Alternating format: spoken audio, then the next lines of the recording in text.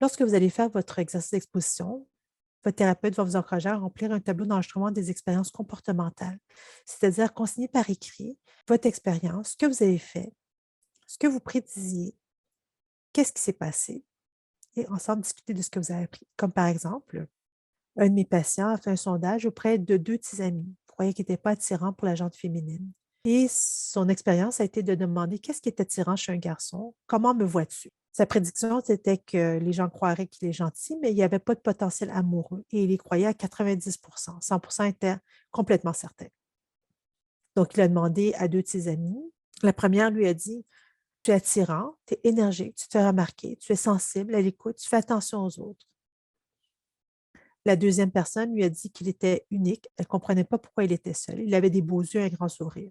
Donc, il a pu conclure que les réponses de ses amis ne correspondaient pas à la croyance qu'il avait de lui-même, qu'il n'était pas un gars attirant. Donc, qu'est-ce qu'il avait appris? C'est qu'il faisait de la lecture de la pensée. C'est-à-dire qu'il est certain de savoir ce que les autres pensaient, alors que ce qu'il pensait n'était pas la même chose que ce qu'il croyait qu'il pensait. Et qu'il appliquait le filtre mental, qui laissait passer l'information qui correspond avec ce qu'il croit et qui ne laisse pas passer l'information qui ne correspond pas à ce qu'il croit. Il a pu mettre à jour cette croyance qu'il avait au sujet de lui-même et se dire qu'il y avait une possibilité que les gens voulaient de lui, qu'il avait un potentiel amoureux. Une autre patiente était très intéressée par l'apprentissage et entre autres, elle aimait beaucoup la littérature.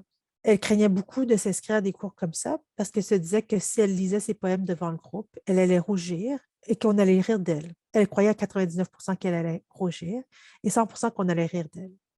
Donc, son expérience a été de lire le poème, d'observer les gens et de questionner un groupe.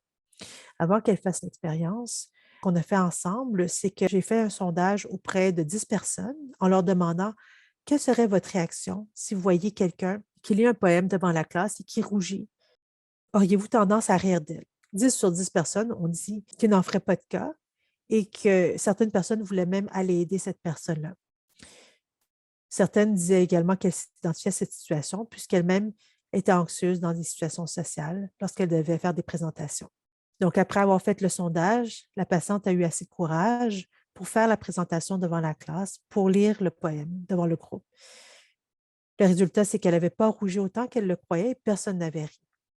Elle a donc appris que les gens étaient plus compréhensifs que prévu. En effet, souvent, on est notre pire juge. Les gens sont beaucoup plus compréhensifs qu'on ne le croit.